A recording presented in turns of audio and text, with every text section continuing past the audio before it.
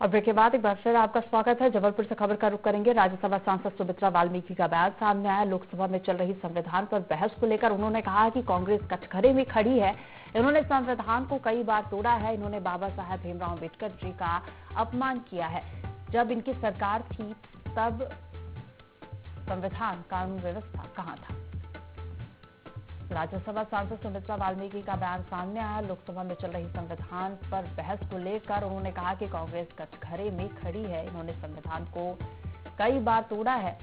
बाबा साहेब भीमराव अम्बेडकर जी का अपमान किया है। जब इनकी सरकार थी तब संविधान कानून व्यवस्था कहां था। 70 वर्षों के बाद आप देख रहे हैं कि जो संविधान पर विषय छेड़ा गया है, लगातार आप देख रहे हैं कि वोट बैंक की खातिर विपक्ष हमारा जो बैठा हुआ है, जिन्होंने 75 साल संविधान की कभी बात नहीं की है, संविधान को तोड़ा है और मरोड़ा है। इन्होंने चुनी हुई सरकारें गिराई, तब इन्हें संविधान की याद नहीं आई।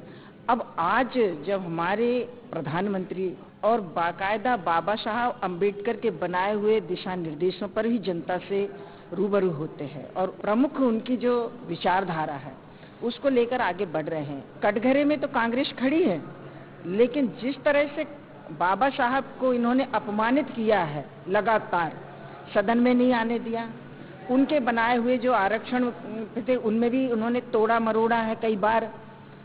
दलितों और शोषित और गरीबों की बात करने वाले बाबा साहब अम्बेडकर, जिनसे दुखी होकर उन्होंने कई बार कहा है कि किसी एक वर्ग के बारे में यदि आप बात करोगे तो संविधान नहीं माना जाएगा। नगरीय प्रशासन मंत्री कैलाश